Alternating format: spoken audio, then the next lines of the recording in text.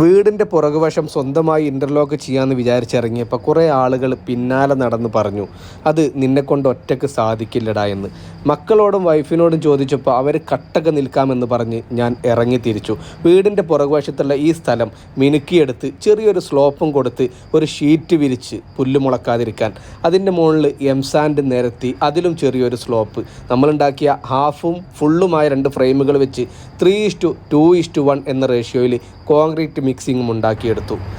നന്നാക്കി മിക്സ് ചെയ്തെടുത്ത കോൺക്രീറ്റ് നമ്മുടെ ഫ്രെയിമിലിട്ട് നിരത്തി ഇടിച്ച് പരത്തി സെറ്റാക്കി. ഒരു 5-10 മിനിറ്റ് വെയിറ്റ് ചെയ്തതിന് ശേഷം അതങ്ങ് ഊരിയെടുത്തു. ദിവസങ്ങൾ അങ്ങനെ 10ഉം 12ഉം ഇൻ്റർലോക്കുകൾ വെച്ച് ഞങ്ങൾ ഉണ്ടാക്കി. പക്ഷേ വിചാരിച്ച ദിവസത്തിനുള്ളിൽ ഫിനിഷ് ചെയ്യാൻ സാധിച്ചില്ല. കുറച്ച് ദിവസം നനച്ചതിന് ശേഷം ആ ഗ്യാപ്പുകളിലെല്ലാം എംസാൻഡ് നിരത്തി ഇപ്പോൾ ഈ കാണുന്ന സുന്ദരമായ ഒരു ഏരിയയാക്കി മാറ്റി. നിങ്ങളും മനസ്സ് വെച്ചാൽ ഇതിലേറെ ചെയ്യാൻ പറ്റും.